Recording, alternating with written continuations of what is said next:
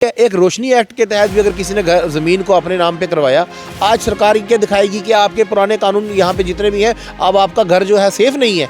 आज आपके लिए आपको मतलब ये कौन सी पॉलिसी है, कौन सा प्रोग्राम है इस गवर्नमेंट का, ये हमारी समझ से बाहर है कि एक घर को एक घर परिवार को गवर्नमेंट ये मैसेज देना चाहती है कि तेरा घर और तेरा छत जो है वो सिक्योर नहीं है आज की डेट में।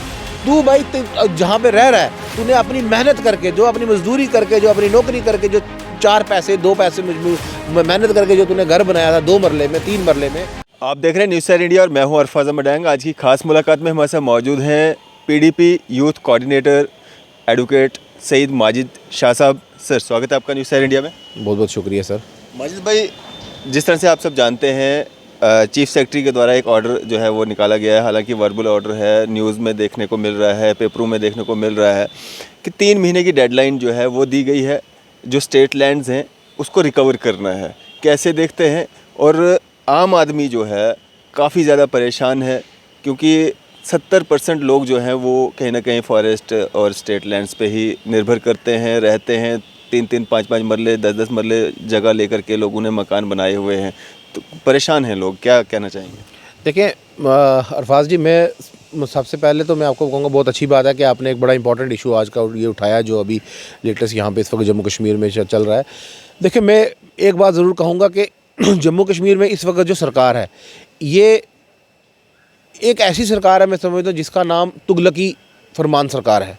ये आपने देखा होगा, इसने हमेशा से पहले कोई ऑर्डर निकालती है, फिर यू टर्न लेती है, कभी मतलब अपने ही फैसलों के ऊपर ये नहीं रुकती है। पहला नंबर तो सबको पता है कि ये ऐसे ऐसे फैसले उठाती है जो आवाम के अगेंस्ट होते हैं, एंटी पब्लिक पॉलिसीज़ हैं, एंटी पब्लिक प्रोग्राम इनके जो हैं, जितने भी इश्यूज़ मतलब जो भी ये करते हैं ऑर्डर्स वगैरह, इस वक्त सब कुछ इनको मालूम है। इन्होंने एक जम्मू कश्मीर के लोगों को तंग करने के लिए, सिर्फ़ और सिर्फ यहाँ के लोगों को परेशान रखने के लिए, यहाँ पे लोगों को मायूसी देने के लिए, सिर्फ़ और सिर्फ इनकी एक ऐसी इंटेंशन रहती है कि जब भी कोई मतलब आप नोटिस करोगे यहाँ पे थोड़ा सा कोई लोगों को थोड़ी सी राहत की सांस मिलने की उम्मीद आती है या थोड़ा सा कोई वैसा आता है, तो ये एक ऐसा फैसला लेके आ जाते हैं लोगों के बीच में ऐसा एक कशमकश का माहौल पैदा कर देते हैं कि फैसले एक नया ऑर्डर इशू करेंगे कि लोग सोचते रहें, परेशान होते रहे, कभी प्रॉपर्टी टैक्स, कभी कुछ। आज इन्होंने ये लाया है स्टेट लैंड रिट्रीव करने का, सबसे पहले इनको ये मानना पड़ेगा कि जो लोग हैं वो इलीगल इंक्रोचर्स नहीं है।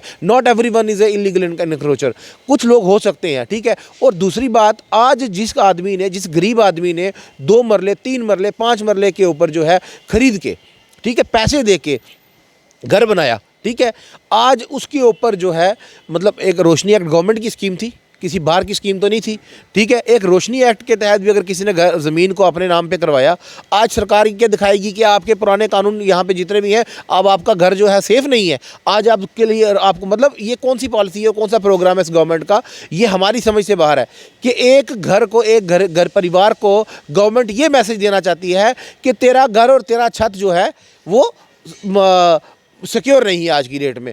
तू भाई जहाँ पे रह रहा है, तूने अपनी मेहनत करके, जो अपनी मजदूरी करके, जो अपनी नौकरी करके, जो 4 पैसे 2 पैसे मेहनत करके जो तूने घर बनाया था 2 मरले में 3 मरले में, अपने बच्चों को पालने के लिए, अपने घर को चलाने के लिए, आज वो तेरा घर सिक्योर नहीं है। सिर्फ और सिर्फ इस गवर्नमेंट की एक इंटेंशन है, जम्मू कश्मीर में एक डेटरेंट इफेक्ट क्रिएट करो, एक डेटरेंट माहौल पैदा करो कि एक आदमी को डर रहे, बस सहमा रहे, वो कोई बात ना करे, क्योंकि उनको पता है कि इनकी पॉलिसीज़ और प्रोग्राम्स जो हैं एंटी पब्लिक हैं, एंटी पीपल पॉलिसीज़ हैं। यहाँ पे जितने भी लोग हैं उनको सिर्फ और सिर्फ ये डरा के रखना चाहते हैं कि भाई अगर हमने गवर्नमेंट के अगेंस्ट आवाज़ उठाई, इश्यूज़ को लेके बोला, कुछ किया, तो उनको डराओ कि भाई तेरे लिए ये प्रॉब्लम आने वाली है, तेरे लिए ये प्रॉब्लम, तो वो डर की वजह से बाहर ना निकलेंगे, घरों में बैठे रहेंगे, चुप रहेंगे, बोलेंगे भाई मैं चुप ही रहता हूँ, मेरा घर चला जाएगा।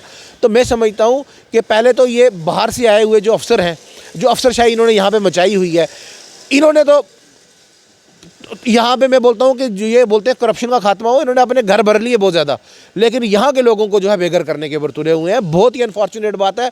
मैं समझता हूँ कि एलजी साहब अगर वाकया में अगर ये सोचते हैं कि जम्मू कश्मीर के लोगों को राहत पहुँचाना चाहते हैं, जम्मू कश्मीर के लोगों की तरक्की चाहते हैं, यहाँ पर अगर लोगों को खुशहाल देखना चाहते हैं, तो मैं यही कहूँगा कि ऐसे फैसले और ऐसे जो है स्टेप्स जो है ना उठाएँ। और जहाँ तक रही बात हमारी, हम पॉलिटिकल फ्रंट पे तो इनको अपोज करेंगे, इनकी पॉलिसीज़ को जितना हो सकता है हम इसके ऊपर जो है अपनी तरफ से आक्रामक अंदाज लेके हम जो है ग्राउंड में जाएंगे, लेकिन इनको भी सोचना चाहिए कि आपने मतलब बीजेपी की मुझे ये समझ नहीं आती है कि ये किस तरह से यहाँ पे काम कर रही है। यहाँ पे इन एलजी साहब जो है एक फ़ैसला लेते हैं, बीजेपी के हैं, वहाँ से बीजेपी का स्टेट यूनिट जो है लीडरशिप का, वो जाता है लोगों को मरहम लगाने की कोशिश करता है। मतलब ये कौन सी पैरेलल लाइंस पे आप काम कर रहे हो? लोगों को क्या प्रूव करना चाहते हो भाई? पहले ये तो एक्सेप्ट करो कि आपकी दोनों ये जो गवर्नमेंट है जम्मू कश्मीर के अंदर भाई आपकी है। BJP leadership should accept this thing कि ये आपकी गवर्नमेंट है। आप लोगों को कैसे पागल बना सकते हो कि आप जो है आपकी गवर्नमेंट नहीं है? जनाब, मोदी साहब दिल्ली में बैठे हैं और अगर जम्मू कश्मीर इस वक्त केंद्रीय शासित प्रदेश है, ये यूनियन टेरिटरी है, यहाँ पे आप ही का रूल है जनाब। आपको ये पता होना चाहिए। या तो आपको कोई मान नहीं रहा है उधर, ठीक है, तो या फिर आप यहाँ पे लोगों को जानबूझ के तंग करने के लिए पहले एलजी साहब से ऐसे फैसले करवाते हो, फिर बाद में लोगों के बीच में मरहम लगाने की कोशिश करते हो, फिर बोलते देखो जी हमने वाह वाही कर ली, हमने बहुत कर। ये मैं समझता हूँ ये चीज़ें जम्मू कश्मीर के लोगों को इनको भी समझनी पड़ेंगी कि बीजेपी को जो है इन चीज़ों का जवाब देना पड़ेगा कि भाई आप लोग हमारे लोगों के साथ इतनी ज़्यादती कैसे कर सकते हो? हम लोगों को इतनी रुसवाई कैसे दे सकते हो? माजिद भाई, आप पीडीपी नेता होने के साथ साथ में पेशे से एक एडवोकेट भी हैं और हाई कोर्ट की बहुत सारी जजमेंट्स आई हुई हैं जिसमें हाई कोर्ट ने ये कहा है, बहुत सारी जगहें जो है आइडेंटिफाई हैं कि इनको इंक्रोचमेंट्स से जो है मुक्त करवाया जाए। वहाँ पे कोई कार्रवाई देखने को नहीं मिल रही है और यहाँ पे जो मकान बने हैं लोगों के, यहाँ सरकारी ज़मीनों पर या फॉरेस्ट लैंड्स पर जिस तरह से फॉरेस्ट राइट एक्ट देने की भी बात की गई है, तो इस तरह के मतलब ऑर्डर्स लाना मतलब लोगों के साथ क्या जायज़ है? देखो सर, मैंने आपको कहा ना कि यहाँ पे गवर्नमेंट की फ्रॉम डे वन, जब यहाँ पे 370 को एब्रोगेट किया गया था, यहाँ पे डे वन से गवर्नमेंट की एक ऐसी अप्रोच थी जिस अप्रोच में उन्होंने एक सिलेक्टिव अप्रोच रखी हुई थी कि एक मखसूस तबके को हमने यहाँ पे तंग करना है, यहाँ पे परेशान करना है। तो गवर्नमेंट उस चीज़ के ऊपर जो है चलते हुए, काम करते हुए आगे बढ़ती जा रही है और लोगों को तंग करने की कोशिश की जा रही है। जो लोग, ये ऑर्डर तो मखसूस किसी कम्युनिटी के लिए नहीं है, ये तो सबके लिए। जनाब बिल्कुल दुरुस्त बोल रहे हो आपके, कोई ये जनरलाइज ऑर्डर है, मगर मुझे एक बात बताओ, तंग किसको किया जा रहा है? आम व्यक्ति को, आम शहरी को। आम शहरी को। जो मेरा मानना है कि जिसकी थोड़ी सी अप्रोच है उसको तो कोई छेड़ेगा नहीं, उसको कोई। आप मुझे बताओ, इस वक्त जम्मू कश्मीर के अंदर आप सबसे बड़ी इस वक्त अगर न्यूज़ है यहाँ पे ये है कि यहाँ पे जो है गवर्नमेंट के बंगलोज हैं, ठीक है, सरकारी घर के लिए कौन एलिजिबल है? ये मैं बोलता हूँ कि जो इनके अपोजिशन में है उनको बाहर निकाल दिया, ठीक है, उनको बोलते हैं आप इलीगल ऑक्यूपेंट हो। और जो लोग इनके साथ चल रहे हैं, जो इनके साथ ए टीम, बी टीम, सी टीम बन के चल रहे हैं, जो इनके साथ जुड़े हुए हैं, या इनकी मैं बोलूँगा कि इनके अम्ब्रेला के अंदर जो है, अम्ब्रेला शैडो के अंदर खड़े हैं, मैं समझता हूँ कि वो लोगों को तो इन्होंने इलीगल इंक्रोचमेंट मानते नहीं है। उन लोगों को पूरा शेल्टर दे के रखा हुआ, उनके ऊपर तो कोई स्टेप्स लिए नहीं जाते हैं। इसी तरह से लाइक वाइज इनका यही एक पॉलिसी चल रही है कि जो बड़ा, मैं बोलूँगा जो एक बड़े लोगों का जिनका नेक्सस है, जो लोग मतलब ये काम ऐसे मतलब जो बड़े बड़े डीलर, प्रॉपर्टी डीलर जो इनके साथ जुड़े हुए हैं, उनको तो कोई तंग नहीं करेगा, उनको तो कोई पूछेगा नहीं। जो गरीब आदमी है बेचारा, ठीक है, जिसका कोई पूछने वाला नहीं, जिसके आगे नहीं पीछे कोई पूछने नहीं वाला, गरीब आदमी मुश्किल से अपने 2 वक्त की रोटी कमाता है, उसके ऊपर जल्दी से हाथ डालेंगे, उसको वो करेंगे, घर को डिमोलिश करेंगे या उसको घर से बाहर निकाल देंगे और फिर शो करेंगे कि हमने बहुत कुछ कर दिया। तो माजिद भाई, क्या एक मैसेज रहेगा आपका आम जनता के लिए? बस मैं यही कहना चाहूँगा